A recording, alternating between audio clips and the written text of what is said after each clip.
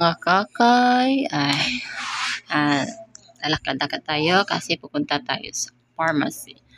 Ayan, doon naman na yung pharmacy dito sa aming bahay. Ayan, nandito na tayo sa La Nueva Pharmacy. Ayan yun mga kakay, mas barato, mas mura pa dito sa La Nueva Pharmacy. At mix na dito yan, i-open natin ang window kasi walang guard. Kaya tayo na lang na mag-open. Marami na dito, hala-hala nito. May pagkain, may sagol, may drinks, may ice cream, junk food, pads, napkin, cotton buds.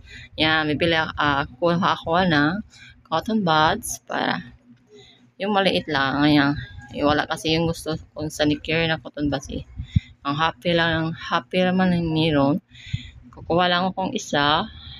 Dito na pala, dito ako bibili ng isa kapak na natin makakain. Mas mura kasi 20 pesos lang.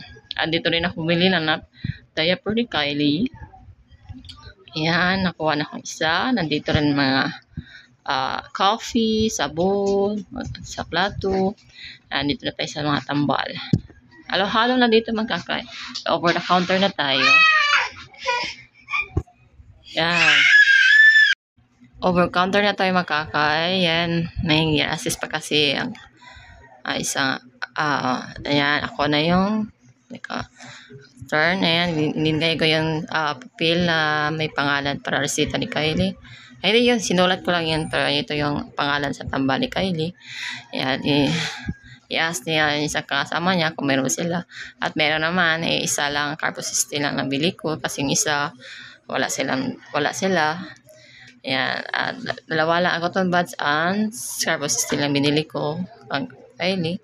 Ayan, bayaran ko na pala, total na pala yung binayaran ko ay 129. Dalawa.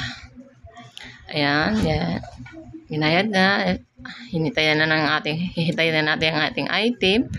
Ayan, wait muna tayo. Ayan, nandito rin mga gatas ng mga hindi naka-breastfeed.